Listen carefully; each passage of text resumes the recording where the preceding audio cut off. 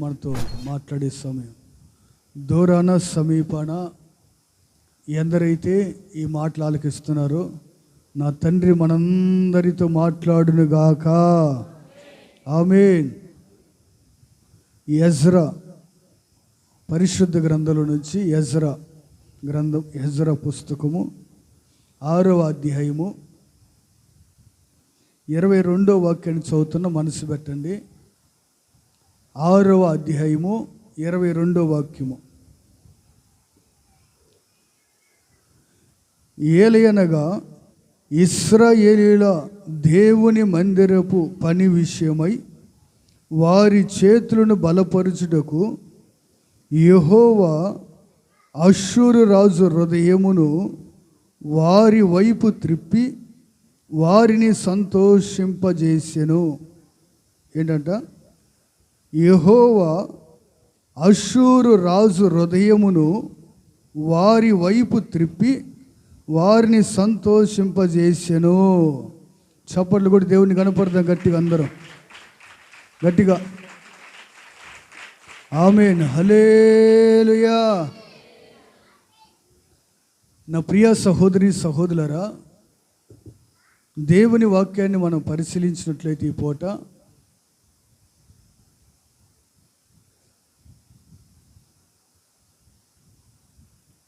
దేవుని ప్రజలు అని పిలువబడుతున్న వారు తల్ల పైకెత్తి వాక్యాన్ని ఆలకించాలి. మీరు ఇంకా తీసే దగ్గరే ఉంటేట భక్తులారా, చదవడం కూడా అయిపోయింది, ఇంకా తిప్పుతూ ఉండి కుదరదుగా. మనసు పెట్టి ఆలకించండి. దేవుని ప్రజలు అని పిలువబడుతున్న వారు దేవుని ఏర్పాటులో ఉన్న రాజులు అని పిలువబడుతున్న వారు. నా ప్రియ సహోదరి సహోదరులారా, దావీదు దగ్గర నుంచి దావీదు ఎలాగైతే దేవుడికి హృదయానుసారుడిగా జీవించి రాజ్యాన్ని పరిపాలించాడో, దావీదుతో దేవుడు చెప్పిన మాట ఏంటంటే, దావీదు నీవు ఎలాగైతే ప్రవర్తించావో నీలాగే నీ బిడ్డలు కూడా ప్రవర్తిస్తే తరతరాలు కూడా యెరూషలేములో నీ వారసత్వానికి సింహాసనం ఏర్పాటై ఉంటుంది. నీ తర్వాత నీ జనరేషను, నీ వారసులే ఈ రాజ్యాన్ని పరిపాలించేవారిగా ఉంటారని దేవుడు దావీదుకు ఒక మాట ఇచ్చాడు. మాట ఇచ్చిన దేవుడు దావీదు తర్వాత తన కుమారుడైన సొలొమోను రాజుగా దేవుడు నిర్ణయించాడు. ఈ సొలొమోను కాలంలోనే సొలొమోను చేసిన పొరపాటు వల్ల రాజ్యము 2 భాగాలుగా అయిందని దేవుడు తెలియజేసి, అది సొలొమోను కాలంలో చేయకుండా తన కుమారుడు కాలంలో దేవుడు చేశాడు.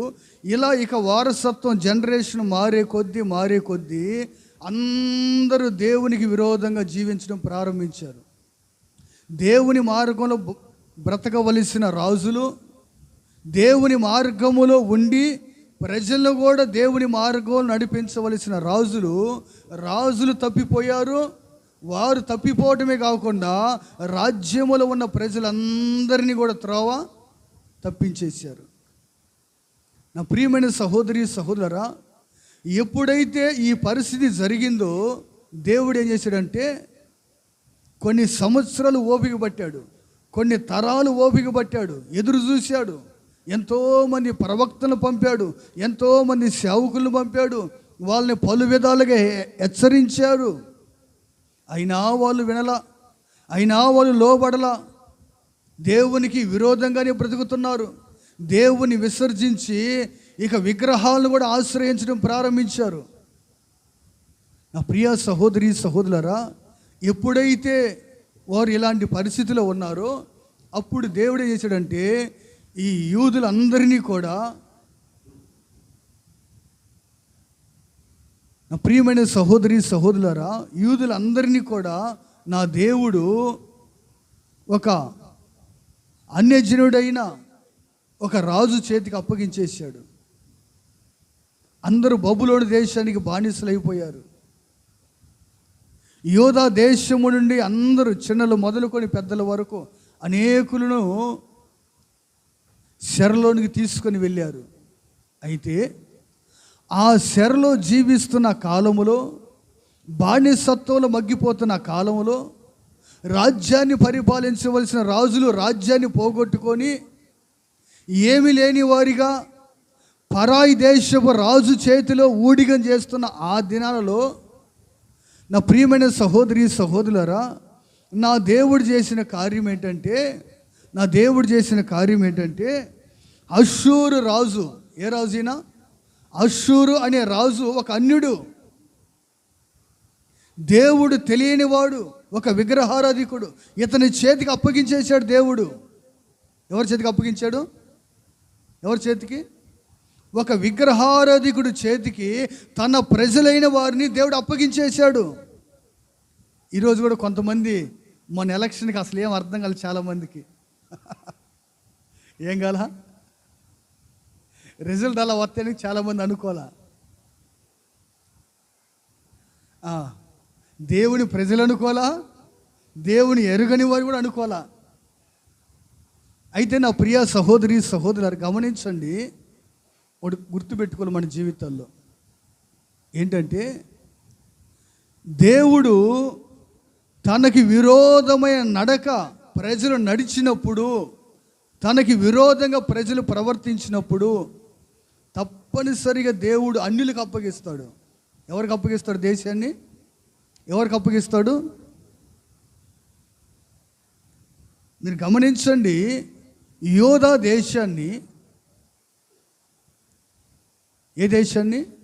యోధా దేశం అంటే దేవుని ప్రజలు అని పిలువబడుతున్న ఆ ప్రాంతాన్ని దేవుడు ఏం చేశాడంటే, ఒక అన్యుడు, ఒక విగ్రహారాధికుడైన అష్షూర్ అనే రాజుకి ఏం చేశాడు? దేవుడు అప్పగించేశాడు. అయితే నా ప్రియమైన సహోదరి సహోదరులారా, ఇక్కడ జరిగిన పరిణామాన్ని మనం గమనించినట్లయితే, ఈ రాజుకి దేవుడు అప్పగించినప్పటికీ దేవుడంట ఈ అన్యుడైన అష్షూరు రాజునంట తన ప్రజల వైపు ఆయన హృదయాన్ని త్రిప్పి వారందరిని దేవుడు సంతోషింపజేశాడు. దేవునికి మహిమ కలుగునుగాక. ఆమేన్, హల్లెలూయా. ఈరోజు మనలో కూడా అనేక మంది భయపడిపోతున్నారు. అయ్యా, మనల్ని ఎరుగని వారు వచ్చారు, అన్యులు పరిపాలన చేస్తున్నారు, రాష్ట్రాలు, దేశాలు. మరి మన పరిస్థితి ఎలాగుండదో, మన క్రైస్తవ్యం పరిస్థితి ఎలాగుండదో, మన ఆంధ్ర రాష్ట్రం కానీ మన భారతదేశము కానీ రాబోతున్న దినాల్లో పరిస్థితులు ఎలాగుంటాయో అని భయపడిపోయే వాళ్ళు ఎంతోమంది ఉన్నారు, కలవరపడే వాళ్ళు ఉన్నారు, కలత చెందే వాళ్ళు ఉన్నారు. ఇప్పటికి అనేక మంది సేవకులు పాపం వాళ్ళు ఏం చేయాలో వాళ్ళకి అర్థం కావట్లా. హల్లెలూయా. దేవునికి మహిమ కలుగునుగాక. ఆమేన్. నా ప్రియమైన సహోదరి సహోదరులారా, గమనించండి, దేవుని వాక్యాన్ని తెలిసిన వారు, దేవుని శక్తిని ఎరిగిన వారు, దేవుని మనస్సును ఎరిగిన వారు ఎప్పుడు కలవరపడరు, కలత చెందరు. కారణం ఏంటంటే, నా దేవుడు తన ప్రజల కొరకు రాజ ఆజ్ఞలు సైతం మార్చగల సమర్థుడు. కొద్ది గట్టిగా చెప్పండి అర్థమైతే. ఆమేన్, హల్లెలూయా. రాజ ఆజ్ఞలు సైతం మార్చగల సమర్థుడు ఆయన. అహాన్ని అణిచే దేవుడు, అహంకారాన్ని అణిచివేసే దేవుడు. ఆయన ఏదైనా చేయగలడు. ఉన్నది లేనట్టుగా, లేనిది ఉన్నట్టుగా చేయడానికి ఆయన సమర్థుడు. ఈరోజు మనం ఆలోచించవలసింది, గమనించవలసింది ఏంటంటే, తన ప్రజల వైపు అంట ఒక రాజు హృదయాన్ని తన ప్రజల వైపు త్రిప్పి వారిని సంతోషింపజేశాడు. ఏ ప్రజలైతే బాధపడుతున్నారో, ఏ ప్రజలైతే దుఃఖపడుతున్నారో, అయ్యో మేము ఒక అన్య రాజు చేతికి అప్పగించబడ్డామే, మా పరిస్థితి ఏమైపోయింది, మా జీవితాలు ఏమైపోతాయి, మా కుటుంబాలు ఏమైపోతాయి అని ఎవరైతే కలవరపడి కలత చెంది దుఃఖపడుతున్నారో, నా ప్రభు అంట వారందరి వైపు ఏం చేశాడంట, ఈ రాజు హృదయాన్ని వారి వైపు త్రిప్పి ఏం చేశాడు, వారిని సంతోషింపజేశాడు. ఏం చేశాడు? వారిని సంతోషింపజేశాడు. అయ్యా, మనకు అనుకూలంగా ముఖ్యమంత్రి అయితే బాగుండేది, మనకు వ్యతిరేకమైన ముఖ్యమంత్రులు వచ్చారు, ప్రధానమంత్రులు వచ్చారయ్యా, మరి మన పరిస్థితి ఏంటంటే ప్రభు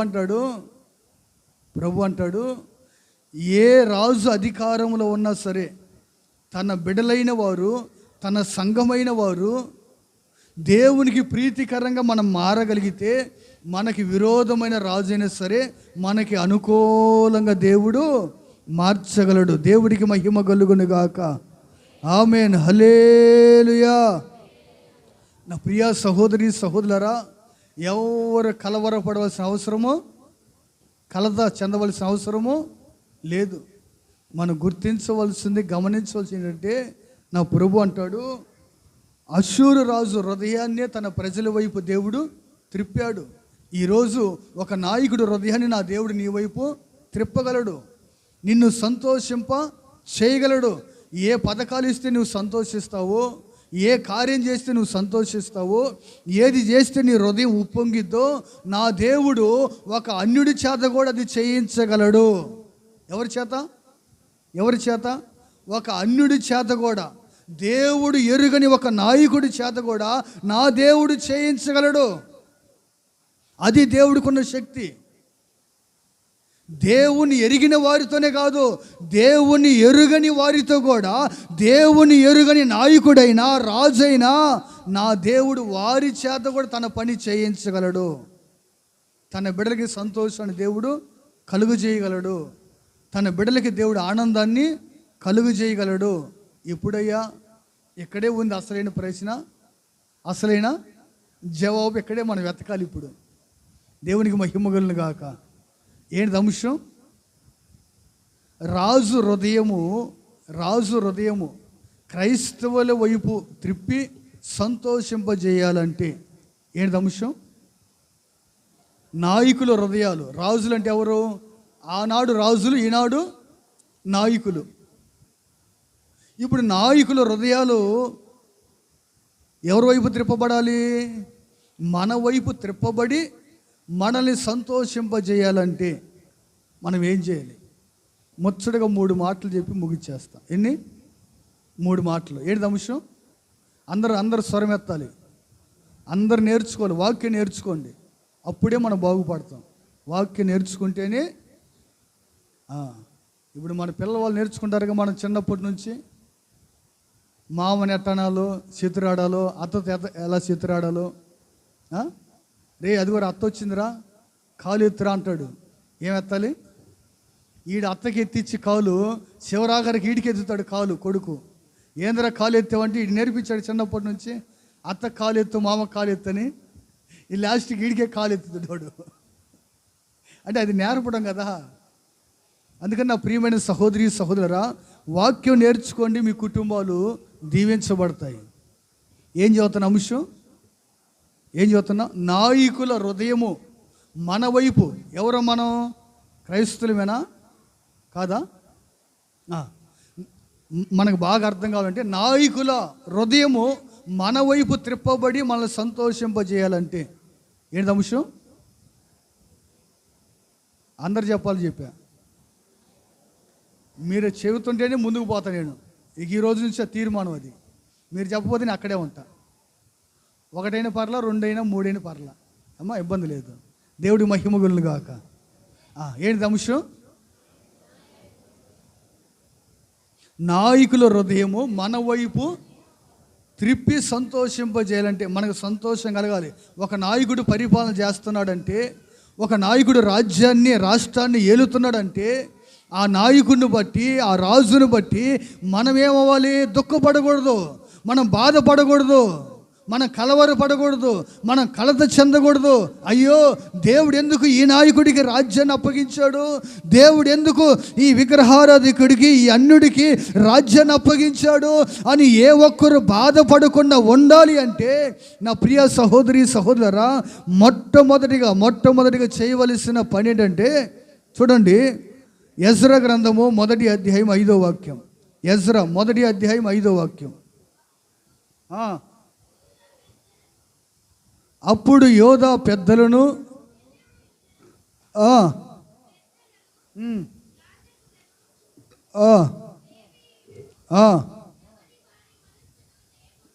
ఎవరి మనస్సును దేవుడు ప్రేరేపించెను వారందరూ వారితో కూడుకొని వచ్చి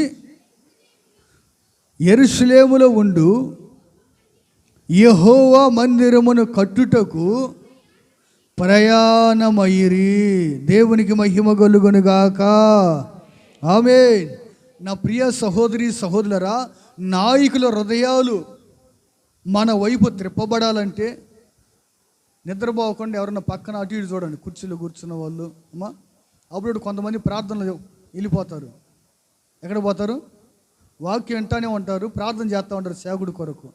ప్రభు మా పాస్టర్ గారిని జ్ఞాపకం చేసుకోయా అని ప్రార్థనలోకి వెళ్తారు. అప్పుడు మీరు తట్టి అమ్మా ప్రార్థన ఇంటికి పోయిన తర్వాత చేద్దులే పాస్టర్ కొరకు, ఇక్కడ వాక్యం విని చెప్పు అని చెప్పండి. అమ్మ అన్నలా జ్ఞాపకం చేసుకోండి. దేవుడి మహిమగలను గాక. అయ్యా ఇప్పుడు బాగానే ఉన్న ఆరోగ్యంగా, నేను ఇంటికి పోయినా కదా ఎద్దురు, ఇక్కడ మాత్రం కోమాలోకి వెళ్ళగాకండి. దేవుడికి మహిమగలను గాక. చేతులు చూద్దాం. హల్లెలూయా హల్లెలూయా. ఏంటంట? నాయకుల హృదయాలు తన ప్రజల వైపు దేవుడు త్రిప్పి సంతోషింపజేయాలంటే మొట్టమొదటిగా మందిరాన్ని కట్టడానికి బయలుదేరాలి. ఎక్కడ బయలుదేరాలి? మనం బయలుదేరాలి. నాయకుల హృదయాలు మన వైపు త్రిప్పబడాలంటే మనం ఏం చేయాలంటే మనం మందిరాన్ని కట్టడానికి బయలుదేరాలి.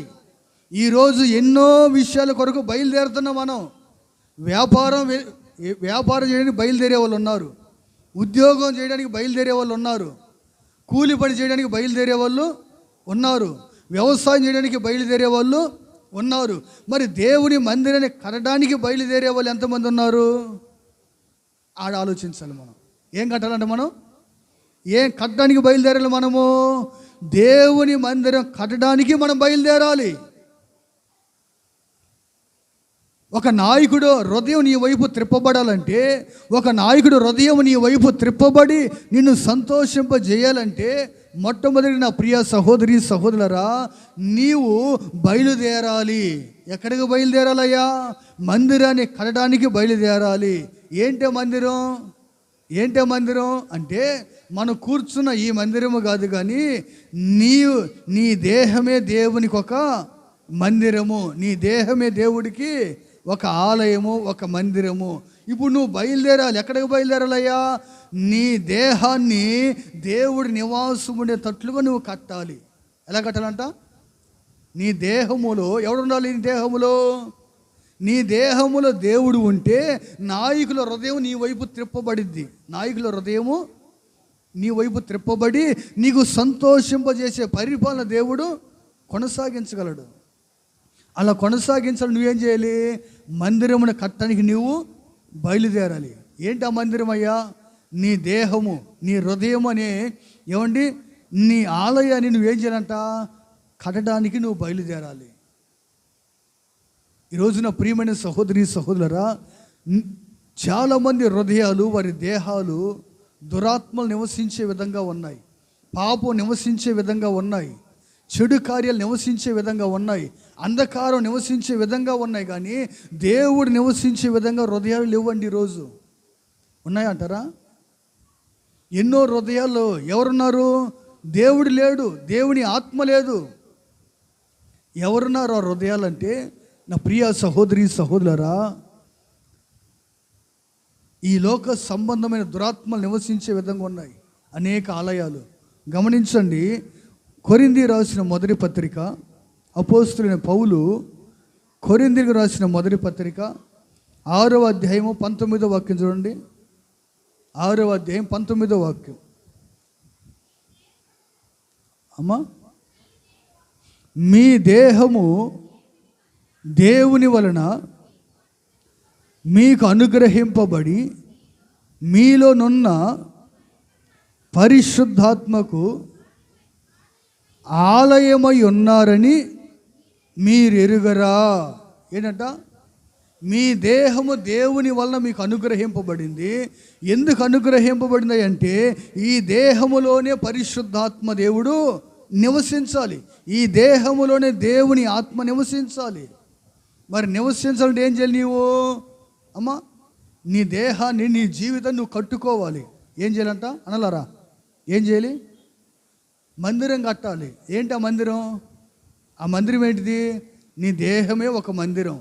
దేహమే దేవుడికి ఒక ఆలయము. మరి నీ దేహములో చెడు కార్యాలు, అబద్ధాలు, మోసము, అక్రమము, అన్యాయము, బూతులు, ఇలా రకరకాలు అన్నీ నీ దేహములో నింపబడితే ఇప్పుడు నీ దేహము ఆలయమైందా? దేవుడికి ఆలయమైందా? నీ దేహములో దేవుని ఆత్మ ఉండాలంటే, నీ దేహమే ఒక మందిరముగా కట్టబడాలంటే నువ్వేం చేయాలి? మరి బయలుదేరాలిగా.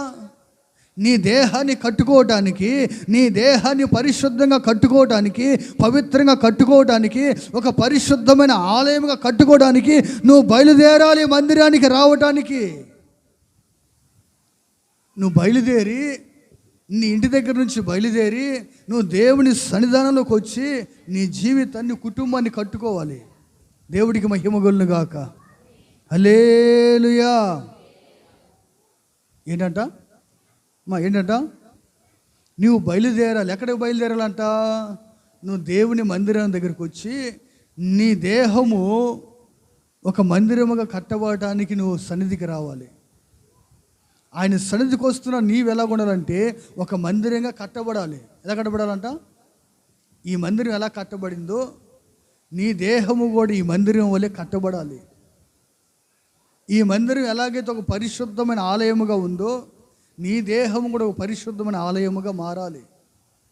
అలా ఎప్పుడైతే నీ జీవితం మార్చబడిద్దో అప్పుడు నా ప్రియమైన సహోదరి సహోదరులారా, నీకు విరోధమైన నాయకులు పరిపాలన చేస్తున్నప్పటికీ వారి హృదయాన్ని నా దేవుడు నీ వైపుకు త్రిప్పి నీకు, నీ కుటుంబానికి సంతోషించే పరిపాలన దేవుడు కొనసాగించగలడు. ఈరోజు మనం నాయకులు చూస్తున్నాము, కానీ ఆ నాయకులు ఏర్పాటు చేసిన దేవుణ్ణి మాత్రం చూడట్లా. ఇంకా చాలామంది భ్రమలో అది జరిగిందని ఒకడంటే, ఇది జరిగిందని ఒకడంటే, ఏంటంట రకరకాలుగా మాటలు. మొన్న మధ్యకాలంలో కొంతమంది యూట్యూబ్లో పెట్టి చూశాను. వేసిన ఓట్లన్నీ అక్కడ తీసుకెళ్ళంట చెత్తలు వేసారంట. ఒకడు యూట్యూబ్లో పెట్టాడు దాన్ని తీరా తీస్తే అవి వేసిన ఓట్లు కదా అవి.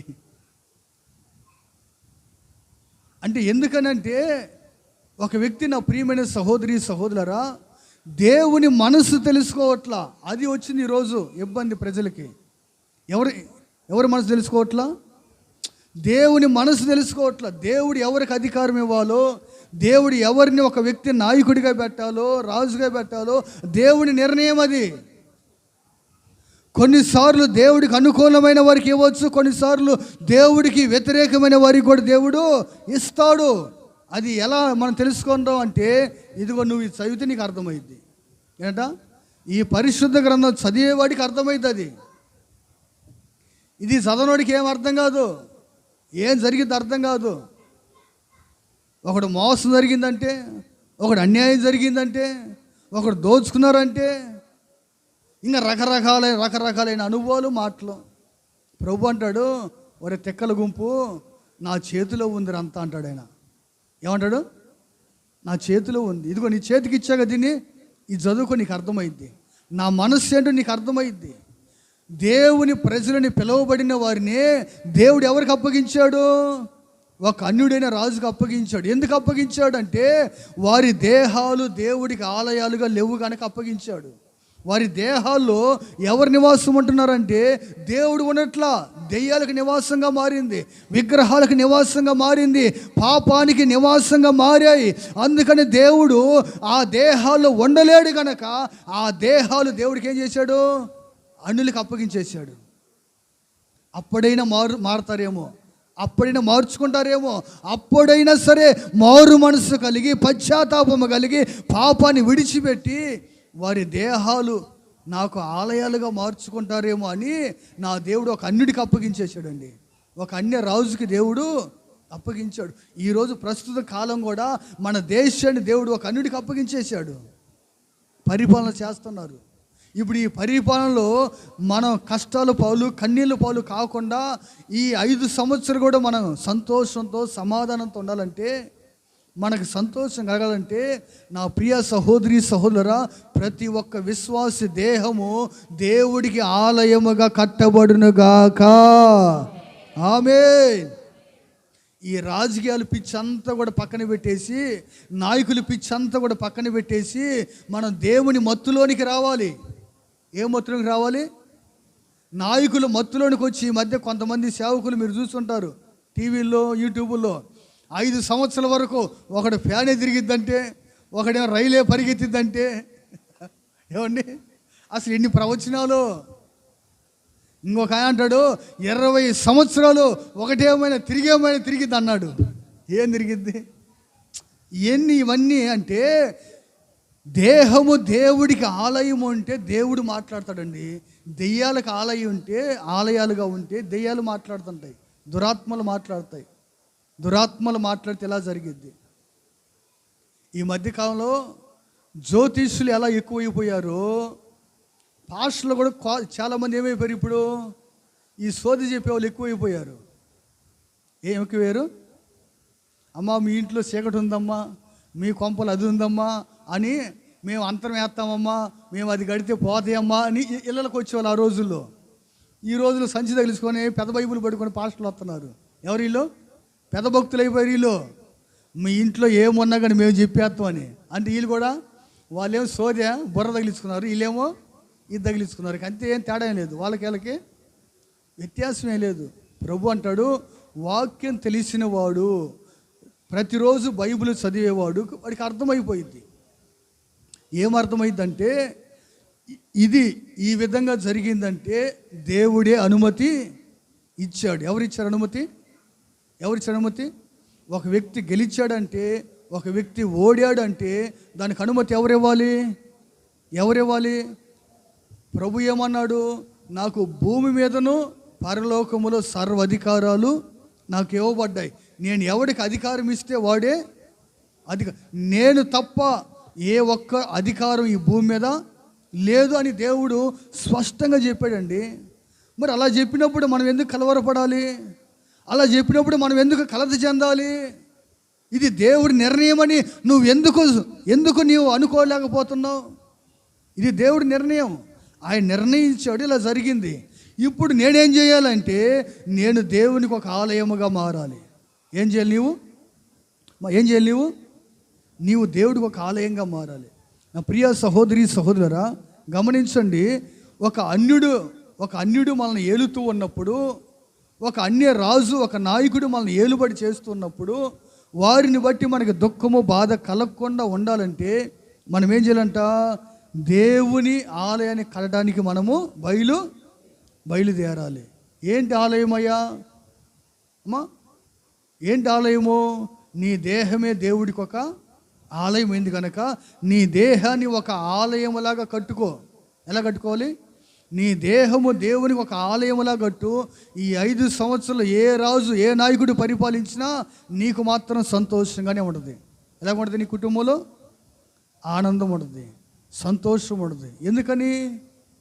ఎందుకంటే అన్యజనుడైనా సరే నాయకుడు వారి హృదయము దేవుడు నీ వైపు త్రిప్పగలడు. దేవునికి మహిమ కలుగును గాక. నా ప్రియమైన సహోదరి సహోదరురా, ఏం చదువుతున్న అంశం? నాయకుల హృదయాలు మన వైపు త్రిప్పి సంతోషింపజేయాలంటే ఏం చేయాలి? మొదటిగా మనం ఎలాగుండాలంట? దేవునికి ఒక ఆలయముగా మనము కట్టబడాలి. నువ్వు ఆలయముగా కట్టబడితేనే నాయకుల వారి హృదయం నీ వైపు దేవుడు ఏం చేస్తాడంట? త్రిప్పి నీకు సంతోషాన్ని. నువ్వు ఆలయముగా లేవు అనుకో, ఇక ఆ నాయకుల ద్వారా నీకేం కలిగి తెలుసునా? కన్నీళ్ళు, బాధ, నిట్టూర్పు కలిగిద్ది, ఒకటే వేదన కలిగిద్ది. అందుకని ప్రభు అంటాడు, నాయకుల వల్ల నీకు సంతోషం కలగాలంటే, రాజుల వల్ల నీకు సంతోషం కలగాలంటే, నీకు ఆనందం కలగాలంటే నీవు దేవునికి ఒక మందిరముగా కట్టబడాలి. నీ దేహమే ఒక ఆలయముగా మారాలి. ఆ విధంగా పరిశుద్ధాత్మ దేవుడు కట్టునుగాక. ఆమేన్. అమ్మా, ఒక ఇల్లు కట్టాలన్నా, ఒక మందిరం కట్టాలన్నా ఏం కావాలి మనకి? మెటీరియల్ కావాలిగా. ఏం కావాలి మనకి? మెటీరియల్ కావాలి. ఇసుక కావాలి, ఇటుక కావాలి, సిమెంట్ కావాలి కదా, ఇవన్నీ కావాలి కదా. అలాగే నీ దేహము కూడా ఆలయముగా కట్టబడాలంటే నీకేం కావాలి? మెటీరియల్ కావాలిగా. ఏ మెటీరియల్ కావాలి? ప్రార్థన. ఏ మెటీరియల్ కావాలి? ఏ మెటీరియల్? ఇల్లు కట్టాలంటే ఖర్చు అయ్యిద్ది, కానీ నీ దేహం కట్టబడడానికి ఏ ఖర్చు లేదు, ఫ్రీయే, అంత ఫ్రీ మెటీరియల్ ఇది. ఏ మెటీరియల్ ఇది?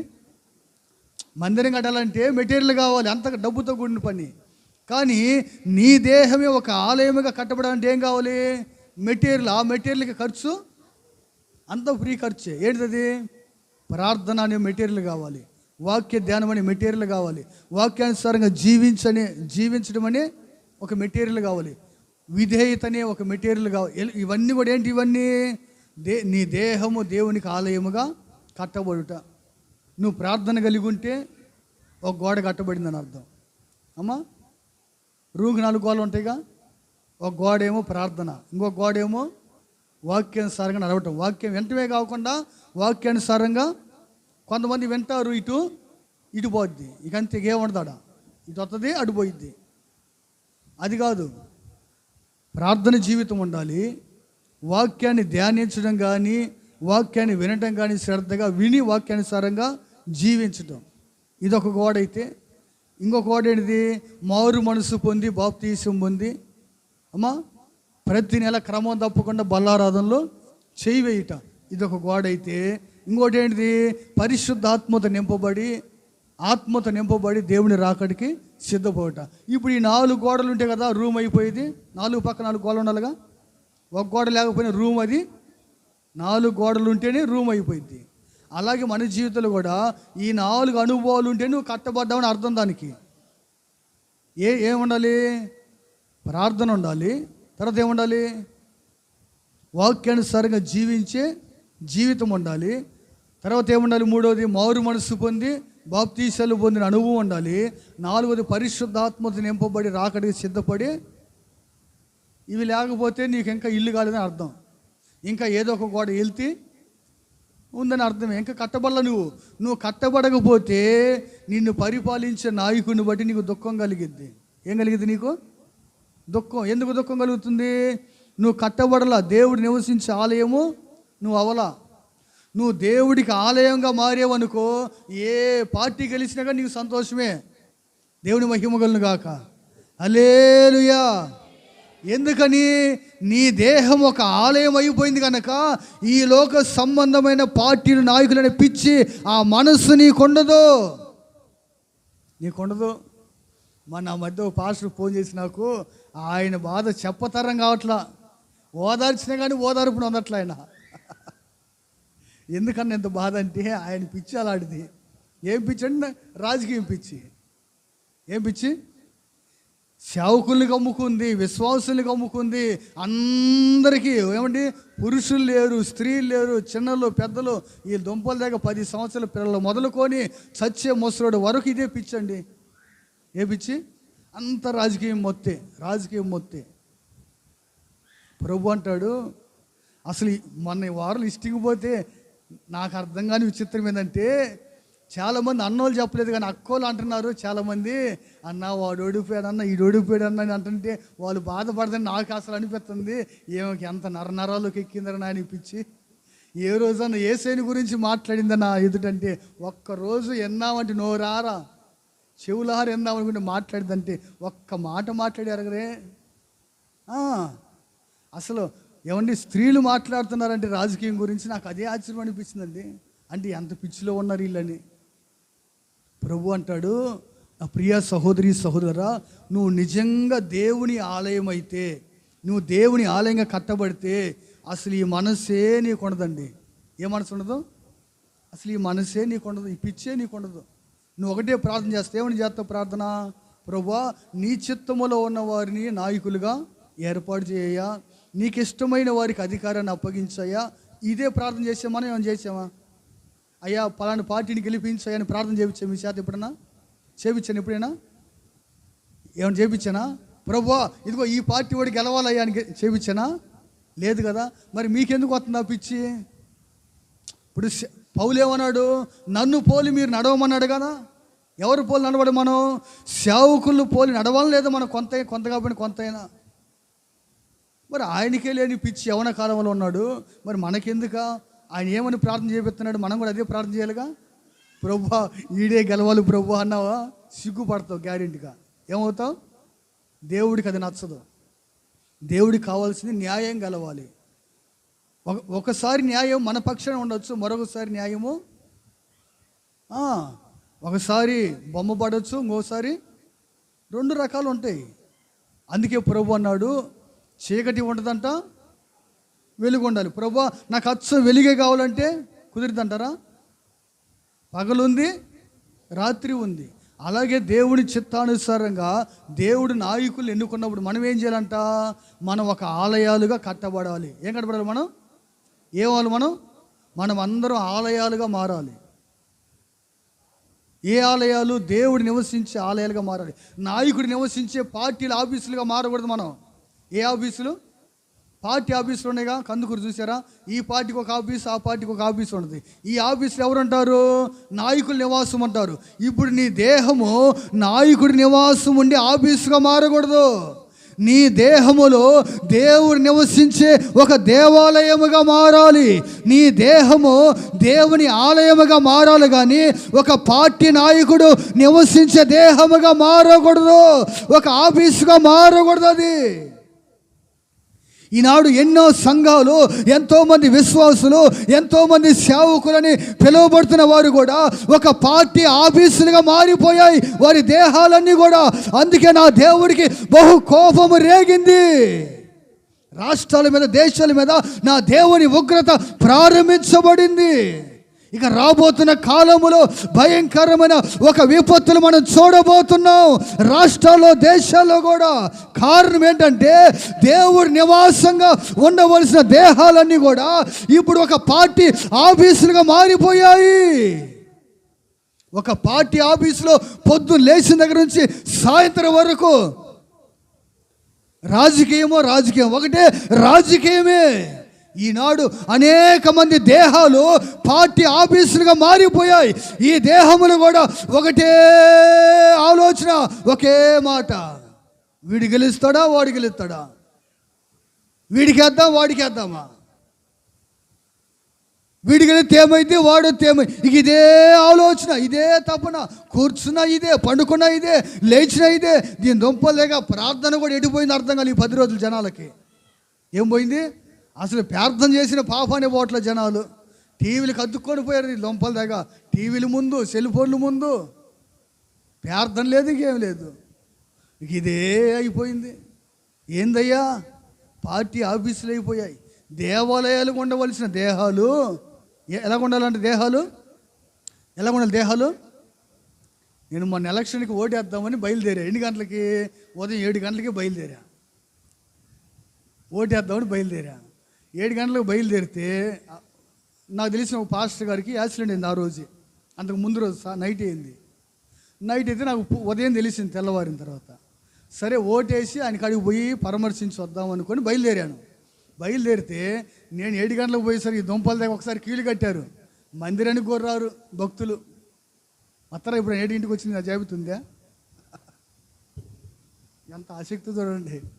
7 గంటలకి అసలు క్యూలు కట్టారని నాకు ఆశ్చర్యం అనిపించిందండి. సరే వచ్చేటప్పుడు వేద్దాంలే అని ఇక నేను అలాగే వెళ్ళిపోయా. సీటు జోబులు పెట్టుకొని.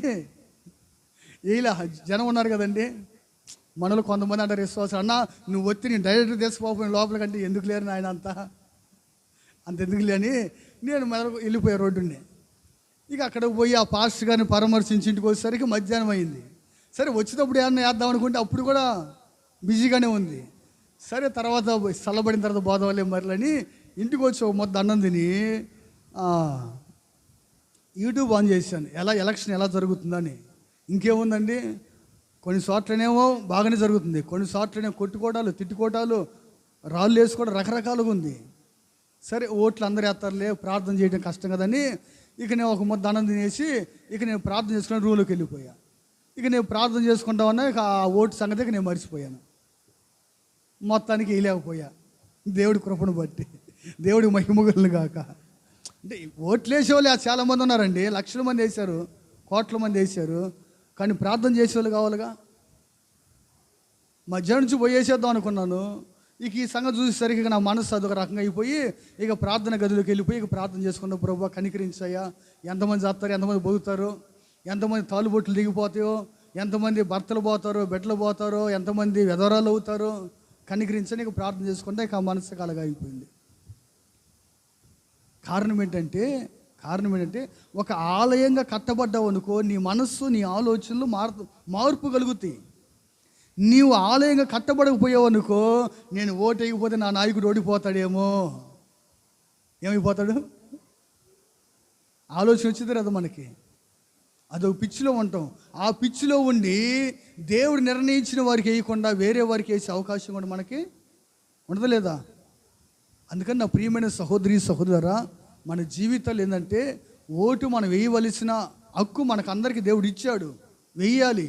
అయితే మనం ఎలా వేయాలంటే, మనం వేసేటప్పుడు, వేయడానికి వెళ్ళేటప్పుడు కూడా మనం ఏం చేసుకుని వెళ్ళాలంట, ప్రార్థన చేసుకొని దేవుడు ఎవరిని ప్రేరేపిస్తాడో వారికి వేసిరా.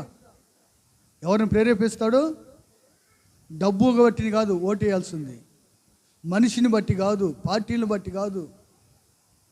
మనకందరికి కూడా నాయకుడు రారాజు యేసుక్రీస్తు ప్రభువారే. మన కొరకు ప్రాణం ఇచ్చిన వాడండి. ఆయన తప్ప మనకు ఎవరున్నారండి నాయకులు?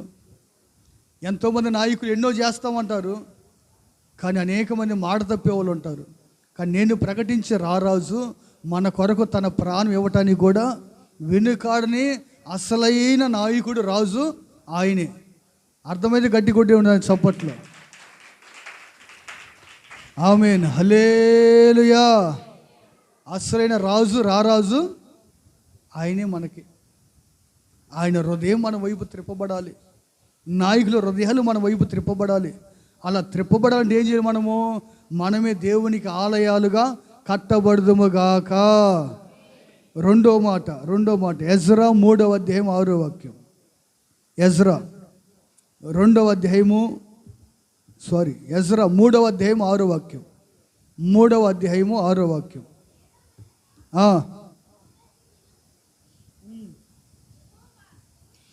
7వ నెల మొదటి దినమున దహన బలులు అర్పింప మొదలు పెట్టిరి. చాలండి. రెండోదిగా మనం దేవుని వాక్యాన్ని గమనించినట్లయితే, నాయకుల హృదయాలు మన వైపు త్రిప్పబడి మనం సంతోషింపజేయాలంటే దేవుడు మొదటిగా మనము దేవునికి ఆలయాలుగా కట్టబడాలి. రెండోదిగా ఏం చేయాలంటే మనము దేవునికి బలులు అర్పించాలి. దహన బలులు అర్పించడం మనం మొదలు పెట్టాలి. ఏం అర్పించాలి మనం దేవుడికి? దహన బలులు. ఏంటి దహన బలులు అంటే, నా ప్రియ సహోదరి సహోదరా, దేవుని స్తుతించడమే ఒక బలి. ఏంటిది? ఆనాడు పాత నిబంధన కాలములో బలులు అర్పించేవాళ్ళు. క్రొత్త నిబంధన కాలం వచ్చేసరికి యేసుక్రీస్తు ప్రభువారే బలిగా మారాడు. ఆయనే మన పాపముల కొరకు, శాపముల కొరకు, దోషముల కొరకు బలిగా మారి, ఆయనే బలి పశువుగా మారి బలియాగం అయిపోయి, ఇక బలులు మీరు అర్పించవలసిన అవసరం లేదు. కానీ ఇక మీరు అర్పించవలసిన బలి ఏంటయ్యా అంటే స్తుతి స్తోత్రం. అంటే స్తుతి యాగం అర్పించుట, దేవుడికి బలి ఇవ్వటము.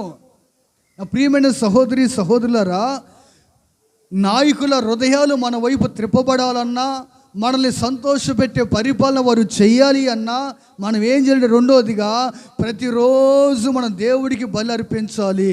ఏం అర్పించాలి దేవుడికి? మనము ప్రతి దినం ఏ బలి అది? పొట్టేళ్ళు కోసే బలియా? దూడలను కోసే బలియా? ఏ బలి అర్పించాలి మనము? స్తుతి యాగం అనే బలి ప్రతి ఒక్కరి నోట ఉదయము సాయంత్రం ఏముండాలి? స్తుతి యాగం ఉండాలి. ఏముండాలి అమ్మా? నువ్వు ప్రార్థన చేసే ముందు కానీ వెనక కానీ ఒక 5-10 నిమిషాలు ఏం చేస్తావు నువ్వు? స్తుతి స్తోత్రం. చెప్పండి ఏంటిది?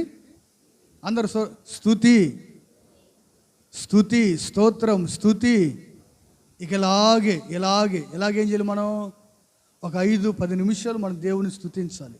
స్తుతి, స్తోత్రం. స్తుతి, ఈ బలి ఎక్కడ పోయిద్ది? ఇలా నువ్వు అంటూ ఉన్నప్పుడు ఇలా నువ్వు అంటూ ఉన్నప్పుడు నీ నోటి నుంచి వచ్చే ఆ స్తుతి, ఆ స్తోత్రం అనే ఆ బలి అలా దేవుని పాదాల చెంతకి ఒక బలిగా దూపంగా వెళ్ళిపోయింది అక్కడికి.